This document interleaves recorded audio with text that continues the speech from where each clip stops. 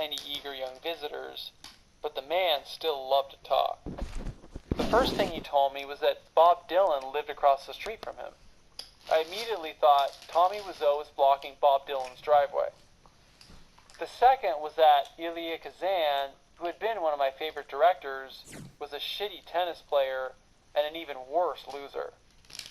He told me tales about when he'd done In Cold Blood and Rod Serling's Night Gallery, and described working with James Dean on his walk the week before Dean was killed. I could take in Corey's charactery face, all white hair and big unkempt eyebrows, and listen to his anecdotes for hours. I remember thinking that if someone were to play Jeff Corey in a film, the only two people who could have pulled it off were Burgess Meredith and Jeff Corey. After we talked for a while, Corey asked me to do a monologue. I did, and it came out sideways. I was, I admit, greatly intimidated by his direction.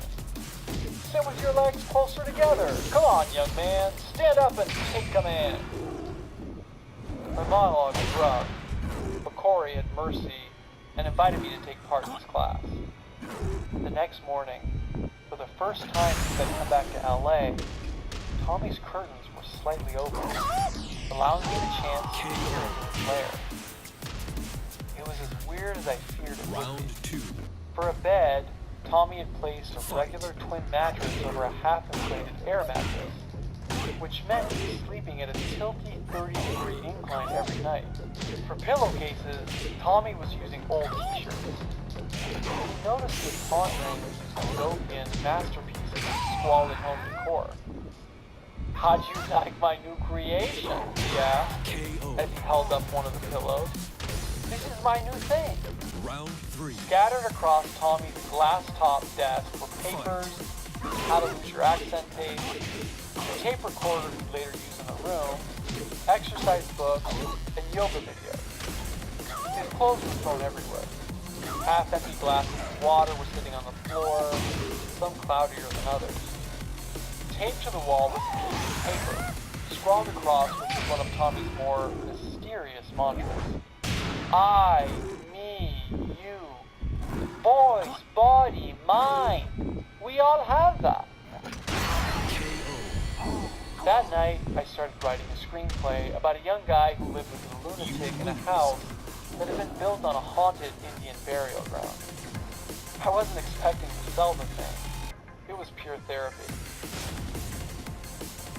A few nights later, January 23rd, 2000, was the Golden Globe, known to Tommy as the Golden Globe. I was driving home from school, fighting to produce a whole place them into a home life experience. In Tommy's story, the Tom Ripley character is half Lisa and half Mark, while Johnny is half the charismatic Dickie Greenleaf and half the innocent and lonely victim Tom Ripley. Come and get some. It's such a strange interpretation of the story, but it was what Tommy took away from it. Round 1. Tommy couldn't see what the film was actually trying to tell him about himself. I play the best friend? I asked, still mostly humoring him, never imagining that this scheme would last into the morning. I know the name of your character now, Tommy said, looking at me. He called Mark, like this guy, Mark Damon. 13. Leave your stupid comments in your pocket. Perfect. Sometimes, it's interesting to see just how bad writing can be. This promised to go to Fight. Joe Gillis, Sunset Boulevard. Peter Anway said, all rubbing hands and grinning nervousness, when Tommy arrived on set. Mr. Muir is not happy with us right now, do you understand? He doesn't want to see that rooftop set when he comes in today. Tommy always took the Muir to Anway information transit system seriously. Bill Muir, in Tommy's mind, represented the Hollywood establishment he so desperately wanted to be a part of. So right away he gathered his third crew together and announced, "We don't want to upset the bid."